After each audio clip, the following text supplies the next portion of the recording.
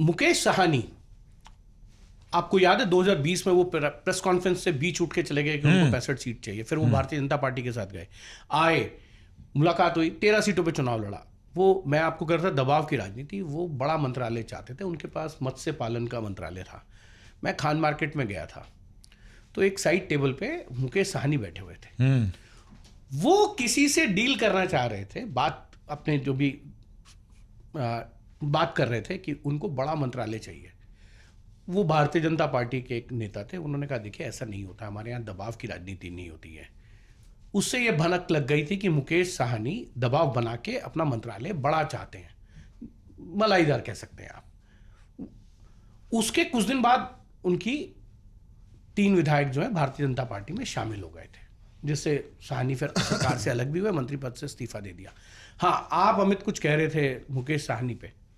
मुकेश साहनी अभी भी जो है पूरा अपना प्रेशर जो है बना के रखे हुए हैं। हालांकि दबाव की राजनीति कहें या अलायंस पार्टनर्स को कंप्रेस कर रहे हैं कि भाई हमारे लिए सीटें आप निकाल के दें।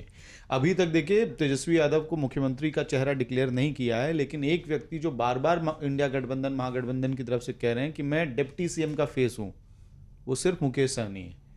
वो लगातार कहे जा रहे हैं, और कैसे ये बात जो है डील में कन्वर्ट होगी, इसको भी मैंने कल कई सारे नेताओं से लगातार मैं बात कर ही रहा था। उसमें मुकेश साहनी के यहाँ से मुझे इंडिकेट किया गया कि देखिए हमने लिस्ट बना ली है, 30 सीटों की 35 सीटों की लिस्ट है हमारी, जिस पे हम चाहते हैं कि बात बन जाए।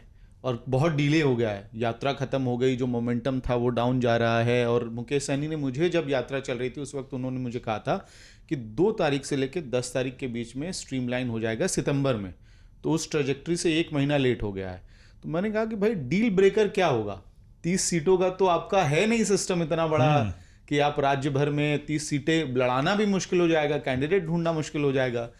तो फिर समझ में ये आया कि 15 से 18 सीटें तो ऐसी हैं जिसपे मुकेश साहनी हिलने वाले नहीं है, लेकिन उसमें वही साथ में लगा हुआ कंडीशन, डिप्टी सीएम का पोस्ट। अगर डिप्टी सीएम का पोस्ट नहीं मिला, 20 सीटों तक डील नहीं आई, तो कोई बड़ी बात नहीं है कि फिर अपनी मखाने की थाल लेके मुकेश साहनी कहीं और कहाँ एनडीए में कहीं और जहां कॉल बन जाए, जहां कॉल बन जाए। हाँ, लेकिन एक चीज है, चिराग भी एक बड़ा फैक्टर है बिहार के चुनाव में। आप देखें 2015 में 43 सीटें लड़ी, 20 में आते आते वो चाहते थे कि उनको ज़्यादा सीटें मिले, लेकिन भारतीय जनता पार्टी और जेडीयू की तरफ से साफ कह दिया गया था कि 20 से ज़्यादा सीटें नहीं दी जाएंगी। इस बार भी वो सीटें ज़्यादा चाहते हैं, उनके 5 सांसद हैं।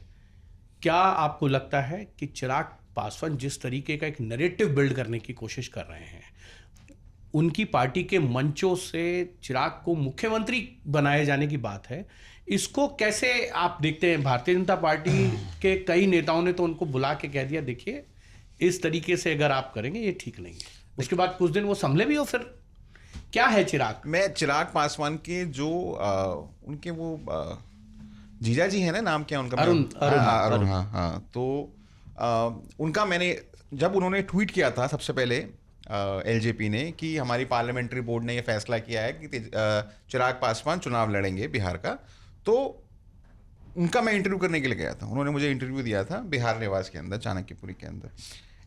उसके कुछ दिनों के बाद मैंने इंटरव्यू किया जीतन राम मांझी जी का। तो मैंने उनसे यही पूछा, मैंने कहा वो कह रहे हैं कि बिहार को ज़रूरत है उनकी चिराग पासवान की। उन्होंने चंगू मंगू आसपास के लोग, लिटरली उन्होंने बोला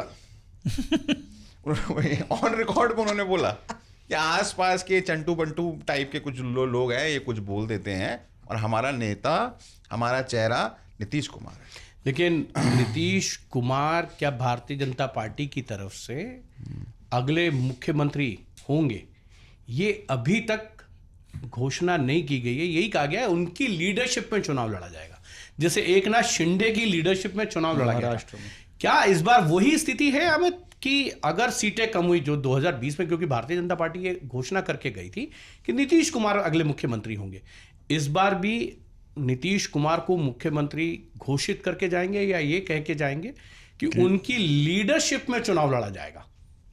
लीडरशिप वाला शब्द तो निश्चित रूप से एनडीए को सूट करेगा या भारतीय जनता पार्टी को सूट करेगा, वो तो अभी तक कह ही रही है। लेकिन अमित शाह जो गृह मंत्री हैं, उन्होंने एक अखबार को इंटरव्यू में भी ये बात कही हुई है कि उनकी लीडरशिप में लड़ा जाएगा चुनाव। हाँ, फिर लेकिन यही याद रखा जाए कि जो लालू प्रसाद यादव नीतीश कुमार जी के लिए कहते हैं कि उनका दांत जो है पेट में है। नीतीश कुमार जी के दांत जो हैं वो पेट में लेके चलते हैं। तो ये कोई बड़ी बात नहीं है कि, लेकिन इसमें फैक्टर ये है कि महाराष्ट्र जैसे रिजल्ट आ रहे हैं क्या बिहार में? अगर वो रिजल्ट आएगा तब तो आप निश्चित रूप से एकनाथ शिंदे वाला एपिसोड बिहार में हो सकता है, लेकिन ऐसा वैसा रिजल्ट नहीं आ रहा है और जेडीयू ही आपका फिक्स करेगा सरकार किसकी बनेगी। तो इसमें कौन सी बड़ी बात है कि नीतीश कुमार मुख्यमंत्री हों और तेजस्वी यादव उप मुख्यमंत्री हों बिहार के, अगर आरजेडी के नंबर्स इंटैक्ट रह जाते हैं तो लीडरशिप और मुख्यमंत्री दोनों मुझे लगता है फिलहाल नीतीश कुमार ही धुरी बने रहेंगे। Reporters off.